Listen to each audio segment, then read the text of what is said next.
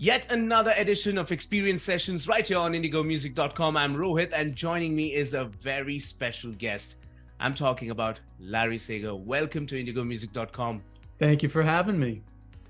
Larry, now I want to talk about when you were 5 years old. You passed the test, which was administered by one of a well-known Detroit music company. What was that test all about? If you can just, tell me more about it. Sure. Well, my mother wanted to start me on piano lessons, and it was a well-known piano school with a good reputation. And it's crazy that I remember the test from when I was 5 years old. He came out and he would tap out rhythms and see if I could imitate the rhythms that he was tapping out. And then he would play little ditties on the piano and see if I could spit it back to him. And it's like kind of some kind of a musical acumen, Right. So it was fun. It was easy, I passed the test so that I could pay them to give me piano lessons, right? Wow. At the age of 5. I mean, it's just when I read that, I was like, oh my God, at the age of 5, I didn't know the spelling of a piano. And there you are, passing those tests and getting into the music academy as well.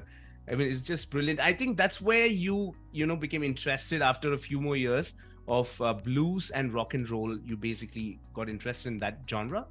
Yeah, well, I started with the classical piano.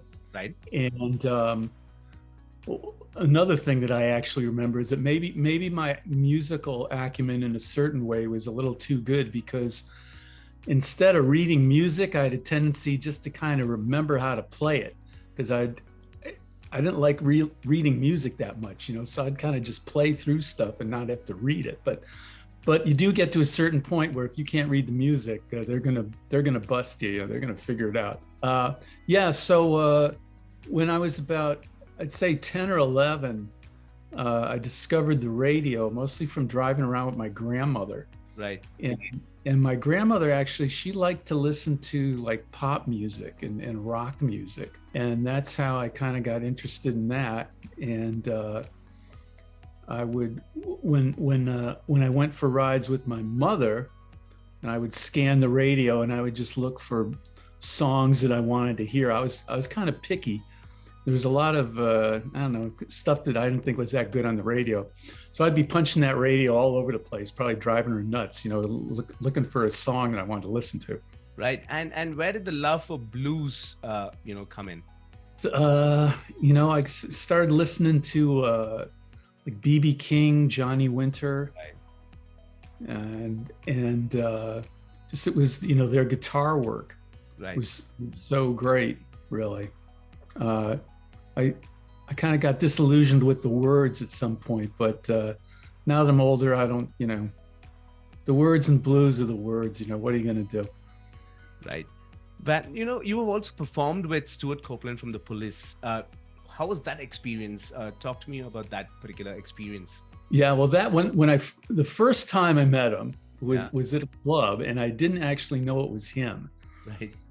And he came up to me. I was playing guitar. We were doing cover tunes, and I could tell like I said, I didn't know it was him at first. Right.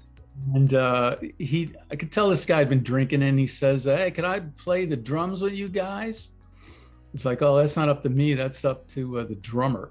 Yeah. And he says, "Do you know any Police songs?" Huh? I said, "No, we don't know anything that good." So he goes back and talks to the drummer. The drummer gives up his seat, and Stuart sits down, and we figured out a couple tunes to play. We played Johnny Be Good. We played a couple other things. And actually, at some point, I figured out, oh, this is Stuart Copeland. Right. And what went through your mind when you figured out that it was Stuart Copeland? Just, have a good time and play well. And meanwhile, I'll tell you too, is that the drummer for the band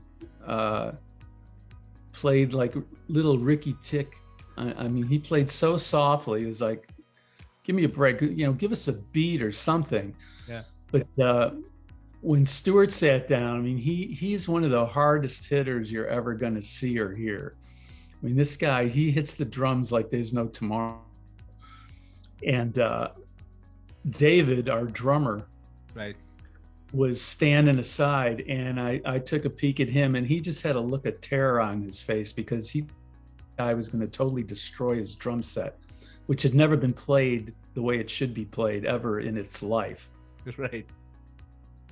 At a later time, actually, I met up with the police at a function, and I drove up their platinum award for their album down to LA for them, actually.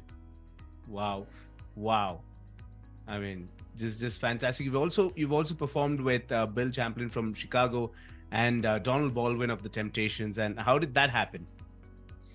Well, I met Bill through David Foster, actually, who's a producer, writer, performer.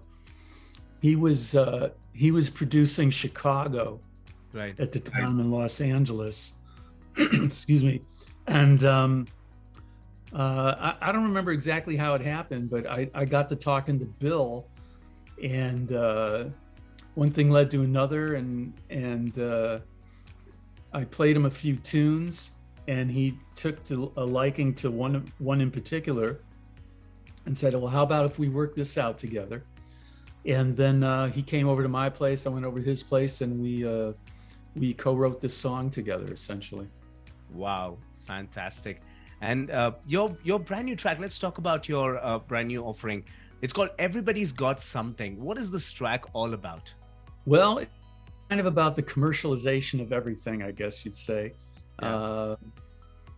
Kind of politics, spirituality, music.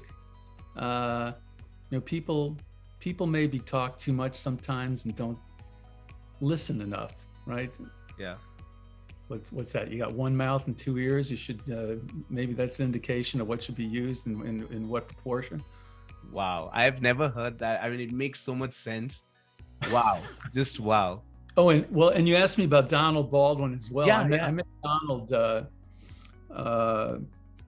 through a friend of mine who lived down the street from me in Detroit. Actually, we grew up together, right? And he was a drummer, and we both moved out to LA. I was living in San Francisco. He was he was living in LA, and he hooked up with Donald, and Donald was kind of trying to go solo, do a solo career, because he was writing for the Temptations and recording for them, and he wrote some of their big hits. He's a fabulous musician, and so I got to know him from going down to LA, and then eventually he started coming up to San Francisco. We were playing together. He came in and did some tracks on a couple of recordings I was doing. Great guy, amazing, talented person. Right, fantastic. And is there any one artist that you still dream of collaborating with? Gosh, well,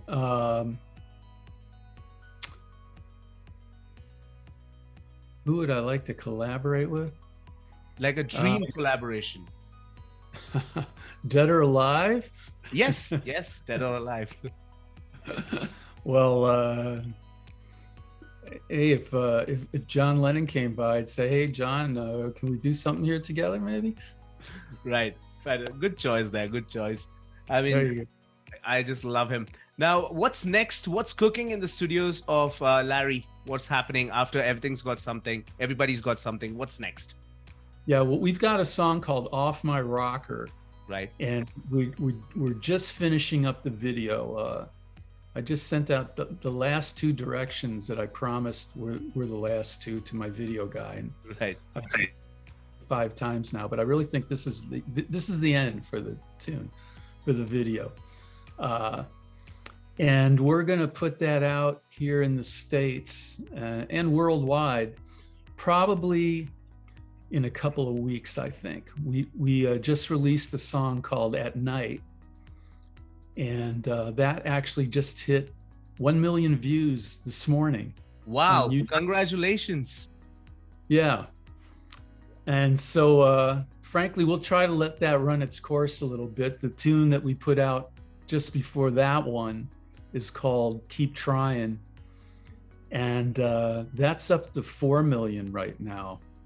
So we're kind of putting out one tune at a time. We got a backlog going here, and we're really looking forward to putting out the music and give people a chance to hear everything, and hopefully get to India. Absolutely. We would love to have you over in India, and people would definitely love your music, Larry. And thank you so much for taking some time out and connecting with me. It was great having you here on indigomusic.com. All the best for your future releases, and take care, Larry. Thank you so much. Have a good evening. You too.